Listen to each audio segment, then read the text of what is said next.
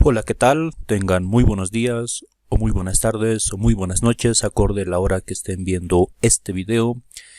Continuando con las clases de semiología de abdomen, en esta videoclase vamos a repasar síndromes abdominales desde el punto de vista semiológico. De acuerdo, entonces vamos a empezar con lo que es el síndrome esofágico. El síndrome esofágico va a ser un conjunto de afecciones que van a comprometer el funcionamiento normal del esófago, ¿de acuerdo? Y estos son los síntomas asociados, los cuales igual vamos a ir analizando punto por punto. Disfagia, pirosis, dolor o odinofagia y regurgitación, ¿de acuerdo? Algunos de estos ya los vimos en motivos de consulta, así que también les recomiendo ver una vez más dicha videoclase. Disfagia. Si recordamos, la disfagia era la dificultad para la deglución. Esta tenía como etiología causas orofaringeas y causas faringeas, ¿verdad? En relación a las causas orofaringeas, esta se va a deber a una dificultad para iniciar la deglución, por ejemplo, en enfermedades neuromusculares, trastornos motores, defectos estructurales, por ejemplo, secundario en ABC. Dentro de las causas orgánicas podemos mencionar que estas van a aparecer en la etapa tardía de la deglución. Va a haber molestias a nivel retroesternal y va a asociarse con lo que es la odinofagia o pirosis, ¿de acuerdo? Muy bien, dentro de las causas recordamos a los trastornos motores como la acalasia, lesiones estructurales tanto intrínsecas como extrínsecas, Y si recordamos en la anamnesis, es muy importante recordar si esa disfagia es a los sólidos, es a los semisólidos o es a los líquidos. Continuamos rápidamente con pirosis. ¿Qué es la pirosis? Es la sensación quemante retroesternal que se percibe cuando se regurgita el contenido gastroduodenal hacia la parte distal de lo que es el esófago, Y en algunos casos, algunos pacientes refieren cierta irradiación hacia la espalda o hacia un hombro, ¿verdad? Esa definición es muy sencilla y muy básica, ya fue preguntada en un examen pasado. De acuerdo, dentro de las causas tenemos a la regurgitación, como ya mencionamos, del ácido clorhídrico, del contenido duodenal, Por ejemplo, en este gráfico podemos ver el extremo distal del esófago, ¿verdad? El esófago presenta 25 centímetros de longitud, presenta una pequeña porción cervical, una gran porción torácica, y una pequeña porción intraabdominal, de 3 centímetros, que va a formar con lo que es el fundus gástrico, lo que es el ángulo de His, el cual es agudo, ¿verdad? A este nivel de la unión gastroesofágica se va a encontrar el esfínter fisiológico, el esfínter esofágico inferior, que es fisiológico, ¿de acuerdo?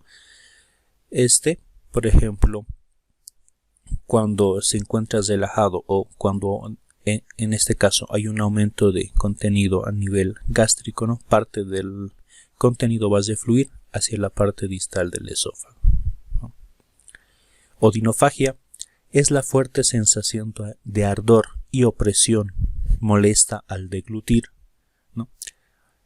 Este se va a presentar en la parte alta del cuello y en la parte posterior del esternón, Es muy importante diferenciarlo, este dolor, con el de patología cardíaca, Para recordar, por ejemplo, ya que el dolor retroesternal también está presente en un infarto agudo de miocardio, ¿verdad? Por ejemplo, a diferencia de dicho dolor, este no se va a exacerbar con el ejercicio, como lo hace en el infarto agudo de miocardio, Y el dolor coronario puede ceder con el uso de vasodilatadores, como la nitroglicerina, ¿verdad?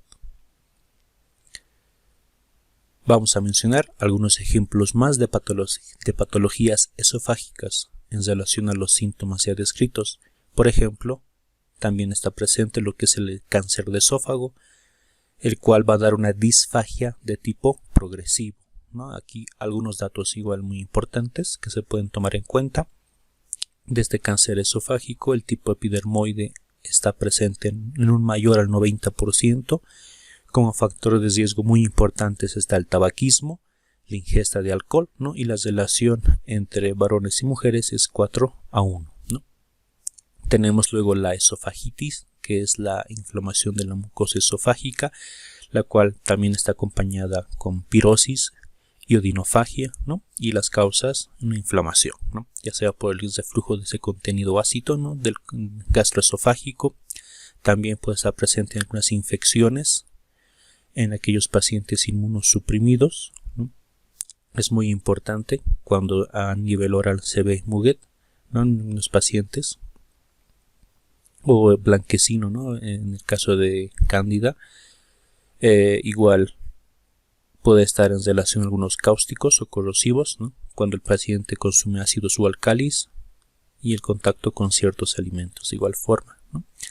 Y bueno, tenemos también lo que es alergia, ¿verdad? La enfermedad por reflujo gastroesofágico, ¿verdad?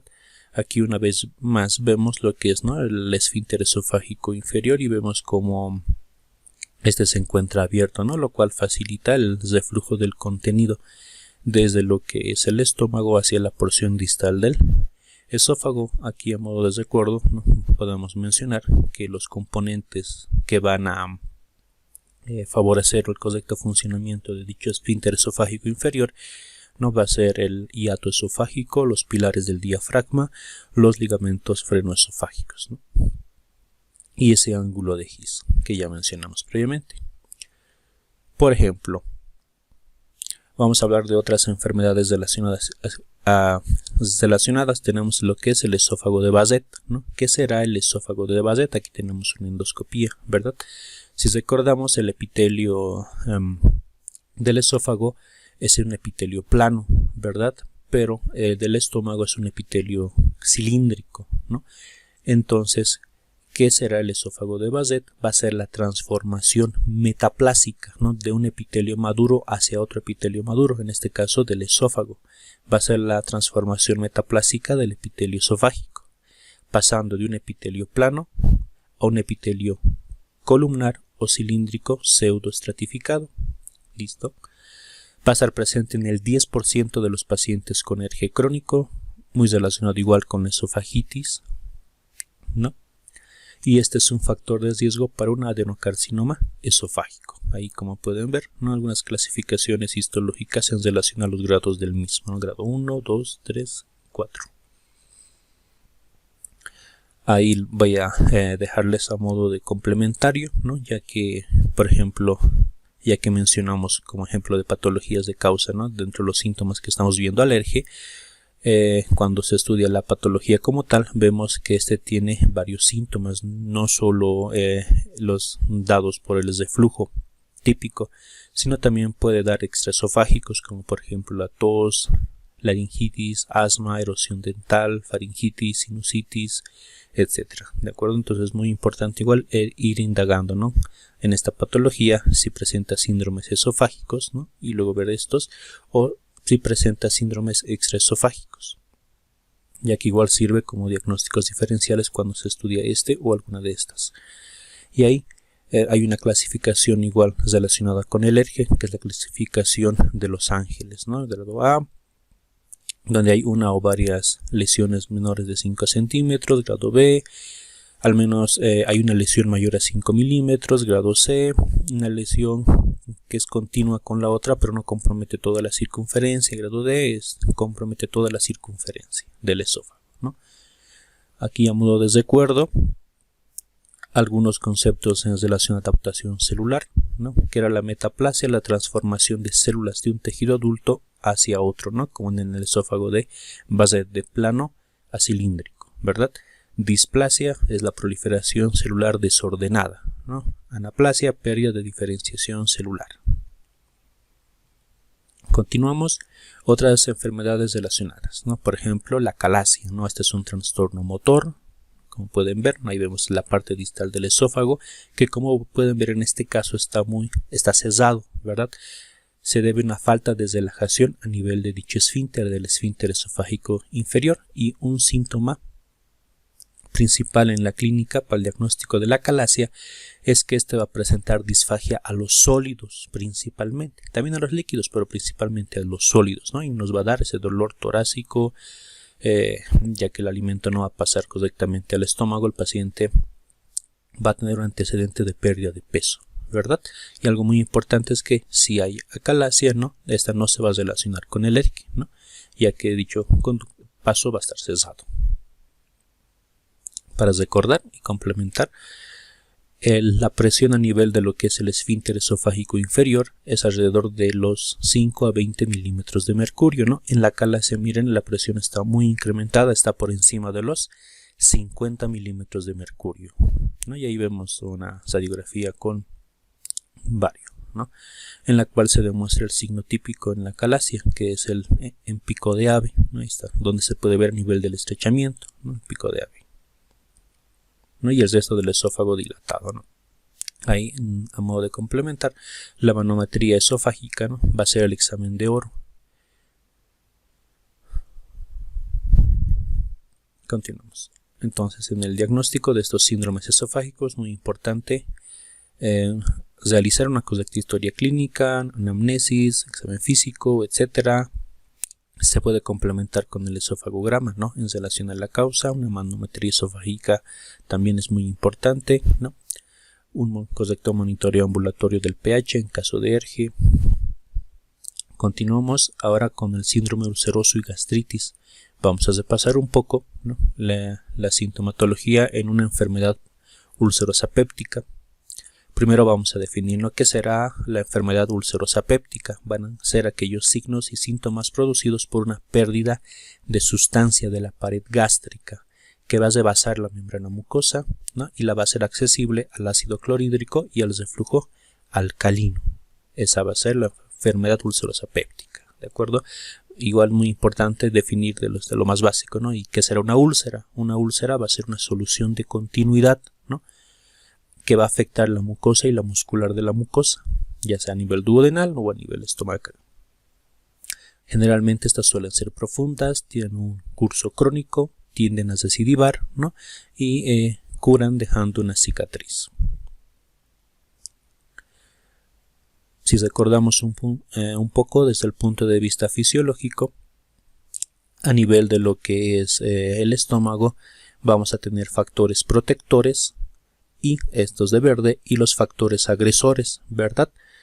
Dentro de los factores protectores va a haber una capa de moco y bicarbonato, ¿no? Va a haber una adecuada perfusión hacia estas células, ¿verdad? Va a haber una barrera de moco, una expulsión de iones hidrógenos retrofundidos, va a haber mecanismos antioxidantes, ¿de acuerdo? Ahí está el esquema, ¿no? Ahí están las células a nivel de la mucosa gástrica, ¿no? Las cuales van a secretar bicarbonato y moco constantemente, ¿no? Para mantener una pequeña barrera, ¿no? Con un pH básico que va a contrarrestar, ¿no? A lo que es el ácido clorhídrico, ¿no?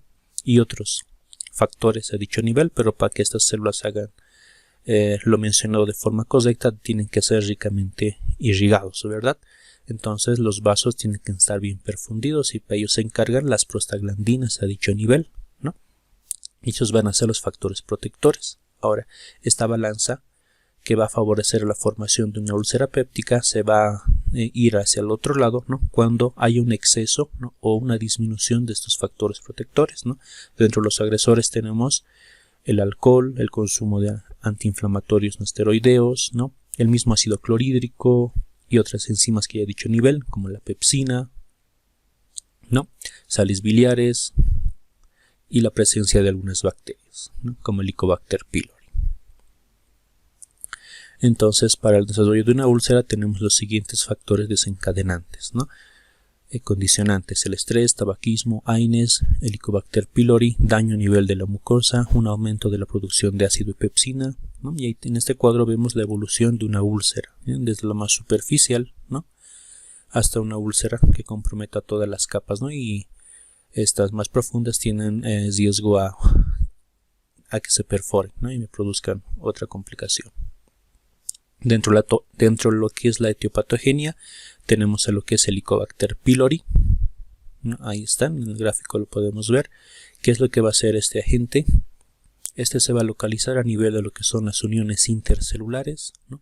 Va a producir lo que es la ureasa, la cual va a desdoblar la urea en amoníaco y bicarbonato, generando lo que es CO2 y agua, ¿no?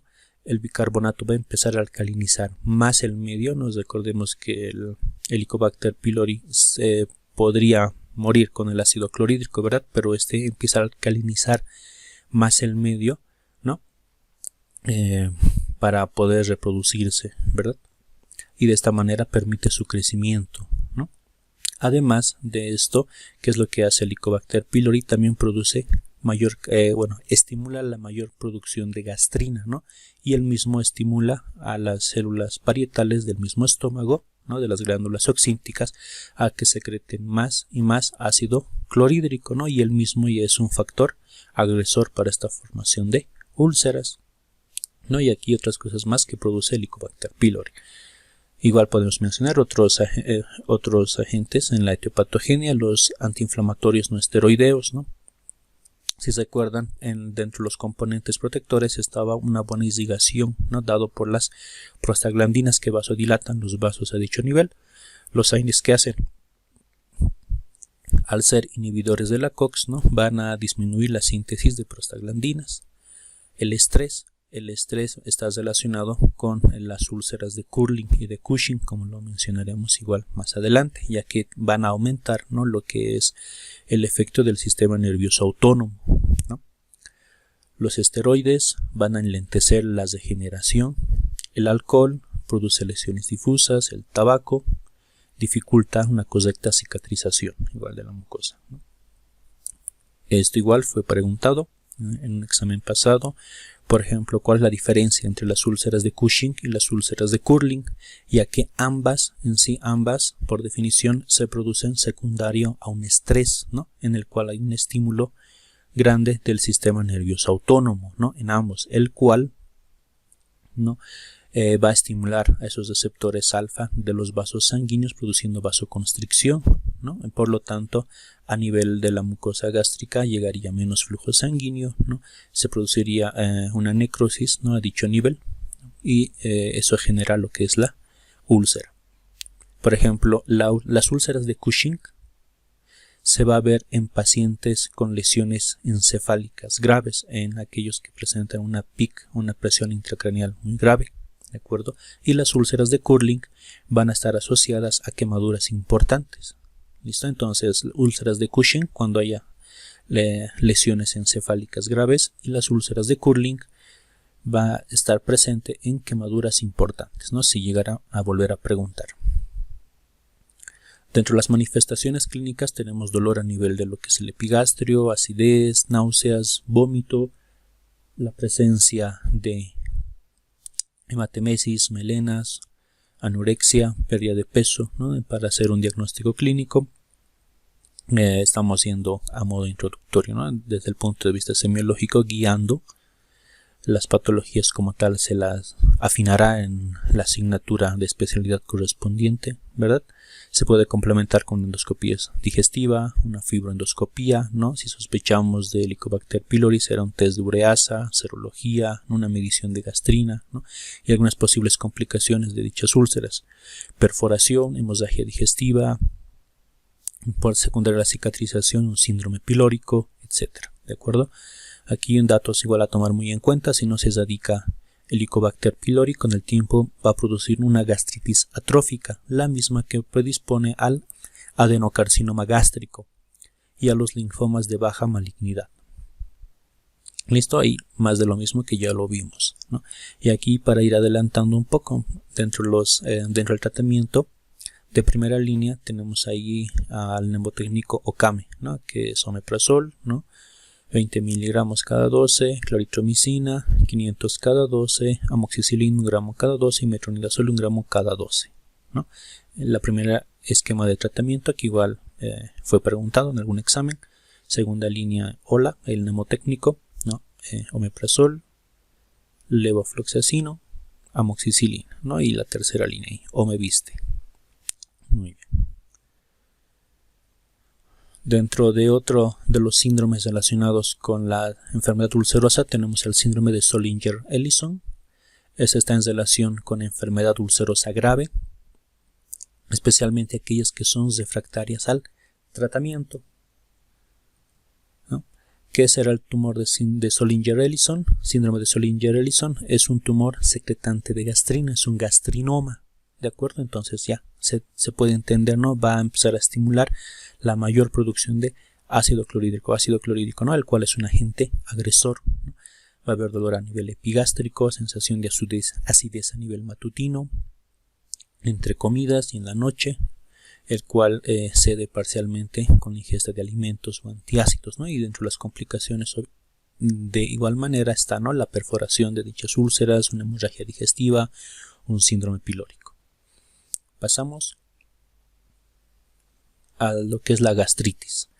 ¿Qué va a ser esta? Va a ser la inflamación de la mucosa gástrica, ¿no? Esta se va a clasificar en una gastritis erosiva y una gastritis no erosiva, ¿no? Dentro de la gastritis no erosiva vamos a tener las de las glándulas fúngicas tipo A, superficial tipo B y pangastritis AB.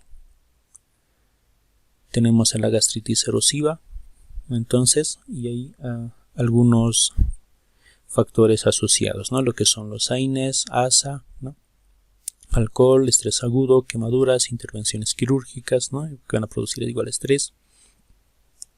Dentro de algunas características de estas gastritis tipo A, que las glándulas fúngicas tipo A, vamos a ver que estas son superficiales, ¿no? Son superficiales, va a haber una gastritis atrófica, van a ser asintomáticas, ¿no?, y van a estar relacionados a la anemia perniciosa y a clorhídrica, ¿no?, y tienen un riesgo de cáncer gástrico. La de tipo B y la de tipo AB, ambas van a estar asociadas a Helicobacter pylori. Las de tipo B se van a localizar a nivel de la región antral, igual pueden ser asintomáticas, ¿no?, y las de tipo AB van a estar a nivel de lo que es el antro y el cuerpo, ¿no? Ahí vemos las superficiales y ahí las profundas o erosivas.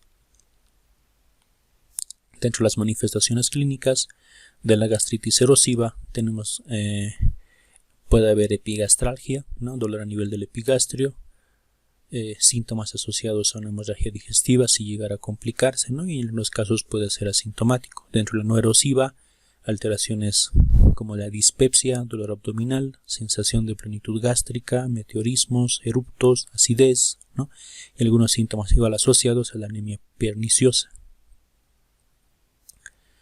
Entonces, para el diagnóstico, ¿qué es lo que va a ser necesario? Un estudio endoscópico, investigación de Helicobacter pylori, ¿no? Se puede complementar con algunos estudios hematológicos para poder ver si hay la presencia de anemia, ¿no? Pasamos a otro síndrome, el síndrome pilórico. Van a ser signos y síntomas provocados por la obstrucción a nivel de lo que es el píloro, ¿no?, impidiendo un correcto vaciamiento. Ahí tenemos una obstrucción, ¿no? Ahí está el cuerpo y ahí está la porción pilórica del estómago, ¿no?, y ahí vemos lo que es un orificio, ¿no? Dicha obstrucción puede ser total o puede ser parcial, ¿no?, y dicha obstrucción va a dificultar el correcto vaciamiento del estómago, ¿no?, y secundario a eso va a haber retención, ¿no?, aquí hacia la parte superior del estómago del dicho contenido. Dentro de las causas de obstrucción tenemos, puede ser secundario a una úlcera péptica, ¿no?, ya sea duodenales o a nivel del canal pilórico en el 95%, ¿no? Recordamos que esas dejan cicatrices grandes. Puede ser secundario a tumores benignos o malignos como el adenocarcinoma gástrico, a procesos inflamatorios como una colecitis aguda, pancreatitis aguda y a otras, ¿no? Dentro de la etiopatogenia, estas pueden ser reversibles cuando son secundarios a inflamación o edema en la pared a dicho nivel, o pueden ser irreversibles o lentamente reversibles cuando se debe secundario a un estrechamiento secundario, una cicatrización, ¿no?, a una úlcera a dicho nivel o a una atonía muscular gástrica, ¿no? Ahí tenemos algunas manifestaciones clínicas y diagnóstico en relación a esta estenosis, ¿no?, y a la retención gástrica.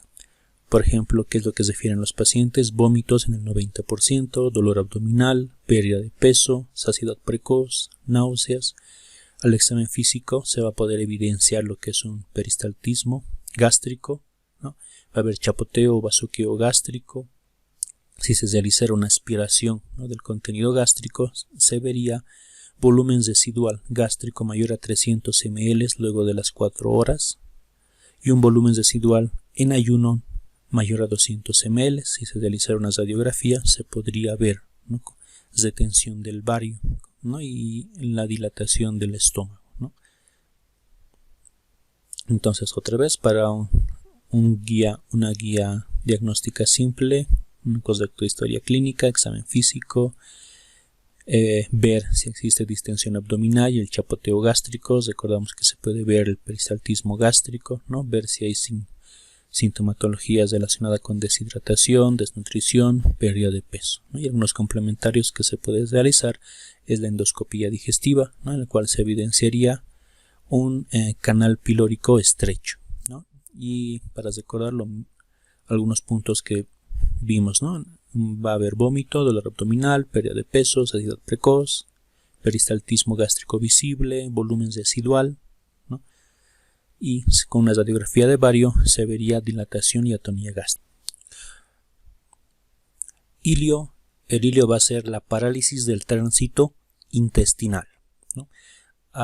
Hay dos grandes tipos, lo que es el ilio adinámico o paralítico y el ilio mecánico u obstructivo, ¿no? Para ir adelantando algunos puntos importantes, en el ilio dinámico o paralítico, ¿no?, al examen físico va a haber ausencia de fluidos hidroaéreos, porque va a cesar lo que es la peristaltis, entonces va a haber silencio abdominal. En cambio, en el mecánico u obstructivo va a haber un aumento de los fluidos hidroaéreos, ¿no? Va a haber fluidos de lucha, ¿no? ¿Por qué? Especialmente por encima del nivel de la obstrucción, ¿no?, en relación a la parte del intestino obstruido, ¿no?, ya que van a querer vencer lo que es la obstrucción. Entonces lo vamos a clasificar y mencionar algunos puntos en relación a su etiología, ¿no? Dijimos que tenemos al ilio paralítico o adinámico, que va a ser un trastorno de la motilidad, ¿no?, pero no hay obstrucción. Este puede ser espástico o puede ser paralítico, ¿no? Propiamente dicho, dentro del espástico es poco frecuente, pasajero, reversible, ¿no? Se observa habitualmente a nivel de lo que es el colon, ¿no?, y es secundario a intoxicación por plomo, ¿no?, y algunos estímulos reflejos. En cambio, el paralítico puede ser de causa peritoneal, ¿no?, secundario a un proceso inflamatorio como una peritonitis, importante, ¿verdad?, un ilio regional, posterior a una laparotomía, ¿no?, posterior a cuando el paciente sale de cirugía, el postquirúrgico, puede ser de causa vascular, secundario a isquemia y anorexia de la pared intestinal, ¿no? Pueden ser secundaria a causas tóxicas como una uremia, una acidosis, sepsis, opiáceos, anticolinérgicos, ¿no?, de origen carencial, secundaria a trastornos hidroelectrolíticos como en una hipopotasemia, ¿no?, igual muy importante, una crisis addisoniana, ¿no?, y secundario a algunos reflejos igualmente como el cólico biliar y renal, ¿no?, y también secundario a causas neurológicas, ¿no?, una fractura vertebral, un traumatismo de cráneo. Y el siguiente es el ilio mecánico u obstructivo, el cual va a estar en relación con la obstrucción a nivel de la luz intestinal, ¿no?, el cual puede ser una obstrucción simple, ¿no?, por ejemplo, secundario a un ilio biliar, ¿no?, un cálculo biliar que me esté produciendo la obstrucción, ¿no?, un bolo fecal, cuerpos extraños, ¿no?, los besuares, un paquete de ascaris, ¿no?, parásitos, lesiones de la pared, ¿no?, una infiltración neoplásica por compresión extrínseca, ¿no?, por ejemplo en adenopatías, tumores, bridas principalmente, ¿no?, bridas, estrangulamiento, ¿no?, cuando hay encarcelación de una hernia, ¿no?, muy importante, igual bridas, adherencias, un vólvulo de sigmoides, ¿no?, cuando gira el borde antimesentérico del colon sigmoides, ¿no?, invaginación o intusepción. Y ahí un esquema el cual lo pueden ver con calma, y está lo mismo que hemos mencionado. Tenemos los dos ilios, el paralítico y el mecánico, a su vez es el espástico, el paralítico, ¿no?, y ahí las causas igual del mecánico u obstructivo, ¿no?, para recordar a modo de esquema, en obstrucción simple, ¿no?, y por estrangulamiento. Vamos a mencionar algunas características radiológicas que igual pueden ser preguntadas. En el hilio paralítico, ¿no? Van a estar distendidos todos los segmentos del intestino, tanto del estómago, del intestino delgado y el colon, ¿no?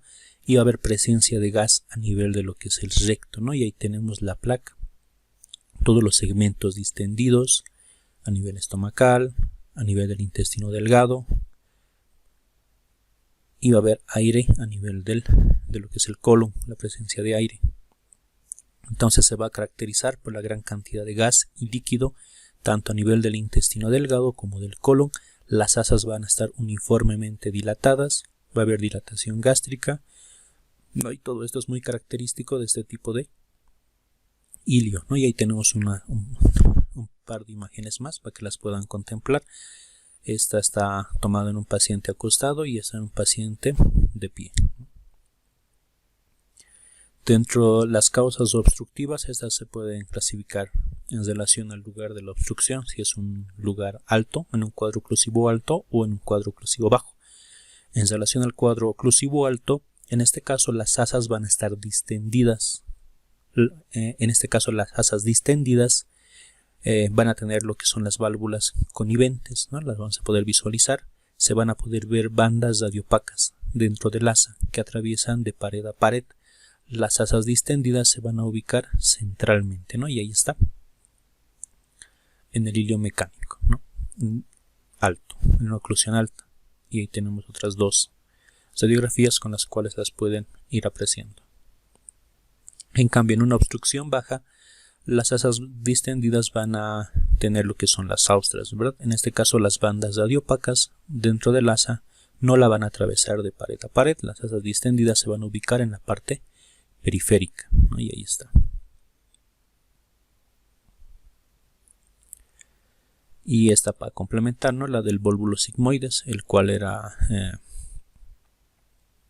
una obstrucción a dicho nivel, ¿no? Por un giro antimesentérico de 360 grados, ¿no? A nivel del colon sigmoides, ¿no? Y se ve radiográficamente la imagen en grano de café, ¿no?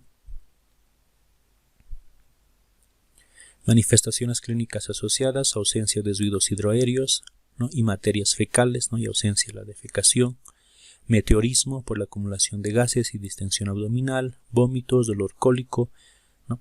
Secundarios a los trastornos hidroelectrolíticos, va a haber deshidratación, hipopotasemia.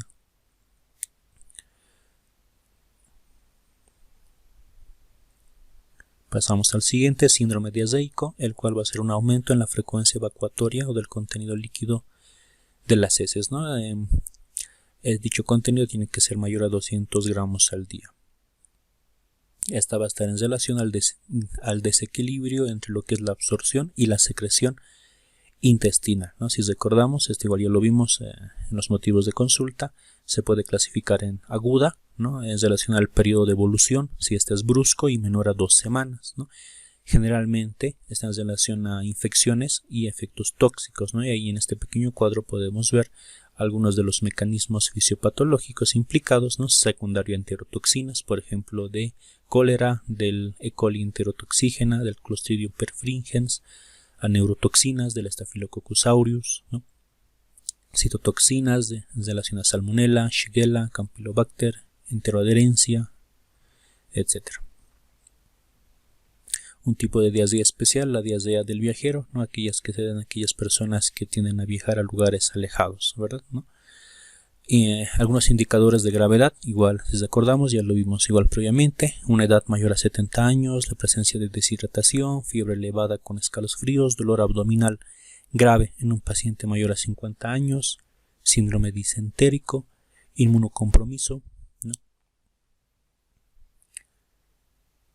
Algunos fármacos que igual están relacionados, por ejemplo magnesio, digitálicos, beta bloqueantes, enalapril, ¿no? Y hay varios ejemplos más como lo pueden ir viendo.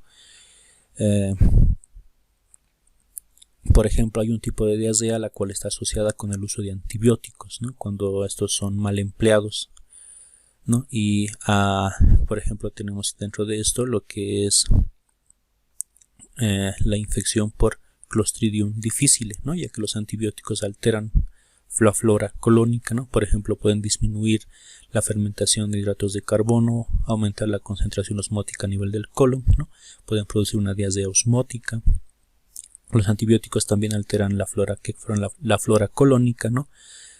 Pueden favorecer, ¿no?, a la proliferación de este microorganismo, Clostridium difficile, ¿no?, el cual va a producir toxinas y la llamada colitis pseudomembranosa, ¿no? Es una complicación dentro del cuadro clínico de esta Clostridium diasea.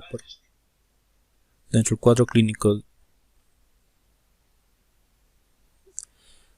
tenemos diasea, en la presencia de diasea acuosa con moco y sangre, ¿no?, en un 93 a 98%, dolor abdominal de tipo cólico y la presencia de fiebre. La diasea crónica, esta va a persistir por más de 4 semanas, ¿no?, y las que están presentes durante 2 a 4 semanas se llaman persistentes, ¿no? Y los mecanismos y las etiologías de igual forma ya las mencionamos, ¿no? Puede ser de causa inflamatoria, causas mal absortivas, secretoras, osmóticas, por alteraciones en la motilidad, ¿no? Y las etiologías en relación a cada una de ellas. Inflamatorias, secundaria una colitis ulcerosa, enfermedad de Crohn, mal absortivas, por ejemplo, una enfermedad celíaca, enfermedad de Whipple, secretoras, síndrome de Zollinger-Ellison, osmóticas en relación a laxantes, alteraciones de la motilidad, lo mismo, ¿no?, en un intestino irritable, hipotiroidismo. Dentro de los criterios que sugieren una diasea crónica orgánica tenemos las siguientes: que la duración de esta sea de menos de 3 meses, que las deposiciones sean nocturnas, que haya una pérdida de peso mayor a 5 kilogramos, que la velocidad de eritrosedimentación esté acelerada y en la presencia de anemia y albuminemia, ¿no? Y hay un pequeño algoritmo que ayuda al diagnóstico de una diasea aguda, ¿no? Una correcta historia clínica, una correcta investigación epidemiológica para poder ver si es de causa infecciosa o no infecciosa, ¿no? Si no es infecciosa, el tratamiento es sintomático; si es infecciosa, ver si existe o no criterios de gravedad; si es no, igual tratamiento sintomático; si sí es de causa infecciosa, complementar con laboratorios, ¿no?, y para poder iniciar el correcto tratamiento. Si no es así y esta persiste por más de 10 días, ¿no?, se debe complementar con una sigmoidoscopía. Lo mismo tenemos otro algoritmo que lo pueden ver con calma en relación a la diasea crónica, ¿no? Ver si esta es funcional o esta es orgánica para poder complementar con otros estudios, ¿no?, con hemograma, ionograma, creatinina, etcétera, ¿no?, y poder llegar a un correcto diagnóstico o seguir el manejo. Continuamos con el síndrome de malabsorción. Este es una alteración de la digestión y absorción de nutrientes. Dentro de los síntomas más comunes vamos a tener la diasea, que va a ser crónica, va a estar asociado a pérdida de peso y distensión abdominal. Secundario a todo esto también puede estar presente una anemia hipocrómica y megaloblástica, déficit de calcio, de vitamina D, con parestesias y tetania, ¿no? Dentro de las causas de mala absorción tenemos, por ejemplo, las que van a afectar la fase intraluminal, la fase mucosa y la fase absortiva, ¿no?, que son fases en relación a la absorción. Por ejemplo, las que afectan a la fase intraluminal tenemos la insuficiencia pancreática, déficit de sales biliares. Las que afecten el compromiso de la fase mucosa puede ser de causa estructural, secundaria una enfermedad celíaca, ¿no?, un sprue tropical, una enteritis por radiación, causa bioquímica, por ejemplo una beta lipoproteinemia, una mala absorción de aminoácidos, ¿no?, compromiso de la fase absortiva, una enfermedad de Whipple. Las que van a comprometer la fase intraluminal, ¿no?, va a ser secundario a una ausencia o disminución en la producción de enzimas digestivas, ¿no? Las que van a comprometer la fase mucosa, ¿no?, va a estar en relación, ya que la integridad de la mucosa puede verse alterada, ¿no?, de la mucosa entérica, por ejemplo en la enfermedad celíaca, o puede estar disminuida en su extensión, por ejemplo en el síndrome de intestino corto, ¿no? y las que se relacionan con la fase absortiva puede ser, por ejemplo, secundario a una obstrucción del transporte linfático, ¿no? Como en la enfermedad de Whipple.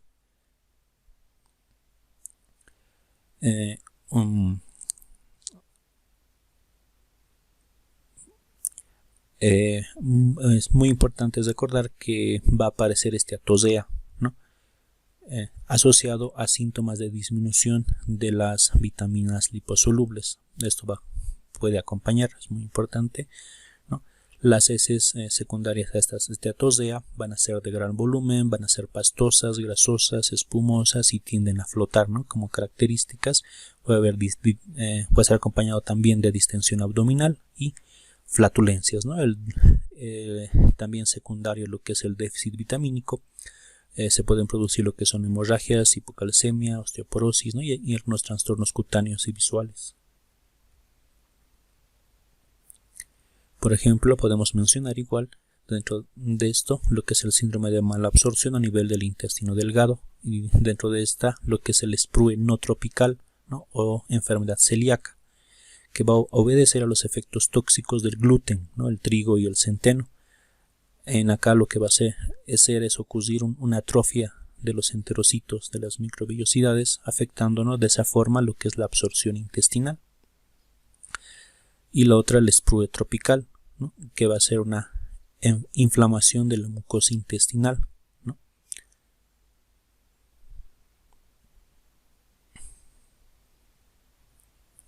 Pasamos al síndrome de intestino irritable, ¿no? Esta va a ser una alteración funcional cuyos síntomas van a estar presentes durante por lo menos 3 meses, ¿no? El diagnóstico se va a llevar a cabo generalmente por exclusión. Dentro de la etiología, se desconoce la etiología, es de causa multifactorial, pero pueden coexistir varios factores. Tenemos lo que es el estrés, factores psicosociales, infecciones entéricas, alteraciones de la motilidad, la dieta, hipersensibilidad visceral, factores genéticos, hereditarios, ¿no? Dentro del cuadro clínico tenemos dolor abdominal, ¿no? Asociado a alteraciones de los hábitos evacuatorios, como ser constipación, diarrea o alternancia, ¿no? De ambas, ¿no? Una presentación menos común son las diarreas acompañadas de dolor. Aquí un cuadro muy importante en relación a los criterios diagnósticos de Soma 3 para lo que es el síndrome de intestino irritable, ¿no? La presencia de malestar o dolor abdominal recurrente al menos 3 días, ¿no? Por lo menos en los últimos 3 meses, asociado con 2 o más de los siguientes, que mejoran con la defecación, que su comienzo se asocia con un cambio en la frecuencia de las deposiciones, que su comienzo se asocia con un cambio en la forma, ¿no? Aspecto de las deposiciones, ¿no? Y dichos criterios deben estar presentes los últimos 3 meses, ¿no? Y los síntomas deben haber comenzado al menos 6 meses antes, ¿no? Las siguientes manifestaciones no son esenciales para el diagnóstico, pero si estuvieran presentes aumentan la seguridad del mismo, ¿no? Tenemos, ¿no? Una frecuencia normal de las deposiciones mayor a 3 veces al día, ¿no? O menor a 3 veces por semana, una forma normal de las deposiciones, grumosas o duras o blandas o acuosas en más del 25% de las defecaciones, defecación anormal, esfuerzo, ¿no? Urgencia o sensación de evacuaciones incompletas, eliminación de la mucosidad en más del 25% de las defecaciones, la presencia de meteorismo y sensación de distensión abdominal. Dentro del diagnóstico diferencial tenemos lo que es un adenocarcinoma de colon y adenoma velloso, la enfermedad de Crohn y colitis ulcerosa, insuficiencia vascular mesentérica crónica, una pseudoobstrucción intestinal, enfermedad diverticular, un megacolon, un vólvulo intermitente, una giardiosis, deficiencia de lactasa, endometriosis, depresión y síndrome de pánico, ¿no? Y hay un algoritmo que se puede aplicar a forma introductoria para su estudio, ¿no? Que se lo verá igual a su debido tiempo. A modo de complementación tenemos lo que es la escala de las heces de Bristol, ¿no? Ya que la misma se emplea, ¿no? Para dentro de lo que es el algoritmo diagnóstico en relación a las características igual de las heces, ¿no? Por ejemplo, tenemos según esta escala las heces tipo 1, ¿no?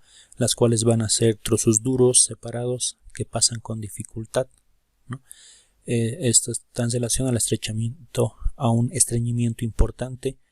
Las de tipo 2 son como una salchicha compuesta por fragmentos, ¿no? Como pueden ver, están en relación a un ligero estreñimiento.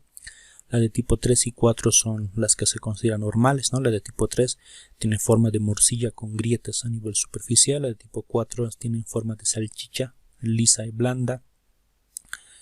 La de las 5 a las 7 ya está en relación con la diarrea, ¿no? Van perdiendo su consistencia. Por ser pregunta, ¿no? Tipo 1 y tipo 2, secundaria con estreñimiento. 3 y 4 son normales, ¿no? Y a partir de las 5 y especialmente las 6 y las 7 ya se relacionan con la diarrea, ¿no? Y se puede ver cómo van perdiendo la consistencia. Hasta ahí con el resumen de los síndromes abdominales desde el punto de vista semiológico. Espero el resumen haya sido de su agrado y complemente en su estudio. Gracias.